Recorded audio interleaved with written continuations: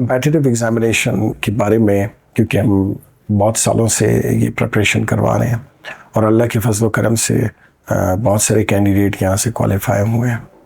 मैं competitive examination के हवाले से एक चीज़ जो तमाम नौजवानों को बताना चाह रहा हूँ वो ये है कि हमें एक मिसकंसेप्शन है हमारे नौजवानों में भी।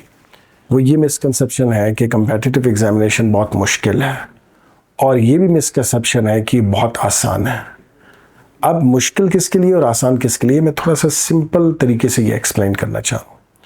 कम्पेटिटिव एग्ज़ामिनेशन उन लोगों के लिए बहुत मुश्किल है जो ये सोच रहे हैं कि ये एग्ज़ाम ऐसा एग्ज़ाम है जिसको हम एकदम से तैयार करेंगे और हम एक अटैम्प्ट देंगे और उसमें हम क्वालिफाई हो गए और जो हम कर लेंगे। ये ऐसा एग्ज़ाम नहीं है। इस एग्ज़ाम में आपके पास आपको बहुत ज़्यादा मोटिवेशन की ज़रूरत होती है, सेल्फ डिसिप्लिन बहुत ज़्यादा चाहिए होता है। मैं बार बार ये बात दोहराता हूँ कि जब अगर आपके अंदर मोटिवेशन और सेल्फ डिसिप्लिन नहीं होगा तो आप कंपलसरी और ऑप्शनल दोनों सब्जेक्ट्स जो है वो एक तो कंसिस्टेंट होकर तैयार नहीं कर सकेंगे और जो है उसको तैयार करते हुए जब आपके अंदर थोड़ी सी मुश्किल आपको पेश आएगी तो आप क्विट कर जाएंगे, छोड़ देंगे तैयारी को। ये जो छोड़ने वाला आंसर है ये बड़ा ख़तरनाक चीज़ है। मतलब इसमें होता ये है कि हमारे पास बहुत सारे स्टूडेंट्स ऐसे आते हैं जो काउंसलिंग के लिए हवाले से आते हैं और हमसे पूछते हैं कि हम सीएसएस करना चाहते हैं, क्या हम कर सकते हैं कि नहीं, और फिर चले जाते हैं, पढ़ते भी नहीं है, एडमिशन भी नहीं लेते और फिर 2-3 साल के बाद जो है वो दोबारा आते हैं और बोलते हैं सर हम तो एडमिशन लेना चाहते हैं।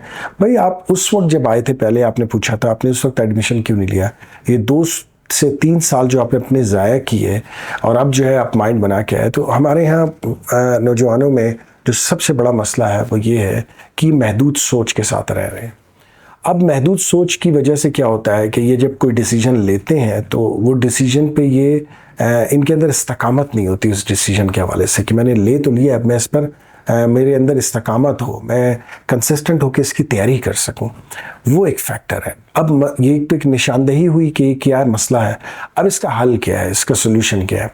करना ये चाहिए कि मोटिवेशन के हवाले से और सेल्फ डिसिप्लिन के हवाले से ऐसे इन्वायरमेंट के अंदर आए बग़ैर आज के दौर में, इस वक्त का जो दौर है जिसमें नौजवानों को जो सबसे बड़ा मसला है वो माइंडफुलनेस का है कि उनकी कंसंट्रेशन एक जगह पर नहीं है, क्योंकि मोबाइल फ़ोन जो है वो उसके एक्सेस है, इंटरनेट की एक्सेस है, नॉलेज बहुत ज़्यादा है, पता नहीं है कौन सी नॉलेज ठीक है कौन सी ठीक नहीं है, इसके हवाले से बहुत कन्फ्यूजन है। फिर दूसरा ये कि सोशल मीडिया का जो इस्तेमाल है वो इतना ज़्यादा हो चुका है नौजवानों में कि दिन रात का पता नहीं चल रहा। उनकी अपनी टाइम मैनेजमेंट ठीक नहीं है, डेली रूटीन ठीक नहीं है, सोने का, खाने का और जो है अपने मामलात तय करने का कोई वक्त मुतय्यन नहीं है। ये एक बहुत बड़ा चैलेंज है और इसकी वजह से ये मामलात सारे जो है वो परेशानी वाले फेस कर रहे हैं। और ऑफ कोर्स कंट्री के भी हालात इस तरह के हैं जिसमें बेरोज़गारी का एक एलिमेंट है, ऑफ कोर्स अपॉर्चुनिटी कम है और जो है वो सोशल इश्यूज़ अपनी जगह पर हैं। लेकिन मैं ये समझता हूँ कि इसमें बहुत बड़ा रोल जो है वो माहौल और हालात का तो है, लेकिन उसमें इंसान का अपना भी बहुत बड़ा रोल है, क्योंकि उसने कभी कोशिश नहीं की। मैं हमेशा ये कहता हूँ कि इंसान कोशिश जब तक नहीं करेगा उसे वो चीज़ मिलेगी नहीं।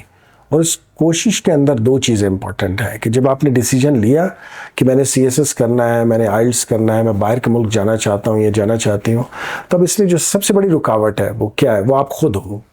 वो क्या कि आपके अंदर अगर मोटिवेशन और सेल्फ डिसिप्लिन नहीं है तो आप ये काम नहीं कर सकोगे, करोगे तो क्विट करोगे। तो इससे बचने की बहुत ज़्यादा ज़रूरत है और मोटिवेशन और सेल्फ डिसिप्लिन को हासिल करने के लिए ऐसे माहौल, ऐसे इदारों में आके आपको पढ़ना पड़ेगा। और जब तक आप माहौल और इदारों में आके पढ़ोगे नहीं और ऐसे लोगों के साथ आप इंटरेक्ट नहीं करोगे जो खुद जो है मोटिवेटेड हैं, तो आपके अंदर वो मोटिवेशन जो है ट्रांसफ़र नहीं हो पाएगी। आप घर के अंदर बैठे हैं, आप सोच रहे हैं कि जी मैंने ये काम करना है, कब करना है? जी मैंने 6 मंथ बाद करना है। अच्छा जी मैंने प्लान बनाया कि 1 साल बाद करना है, लेकिन वो प्लानिंग आपकी हो नहीं पाती है, तो वो प्लानिंग तो बनती नहीं है। तो मैं बार बार ये बात कह रहा हूँ कि हदीस शरीफ का मफ़हूम है, फरमाया कि मेरी उम्मत की बरकत सवेरे में है।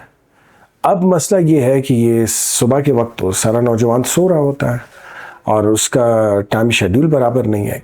अब वो अगर सुबह सोता है तो शाम को पढ़ता है, शाम को सोता है तो सुबह पढ़ता है, लेकिन बेहतर क्या है?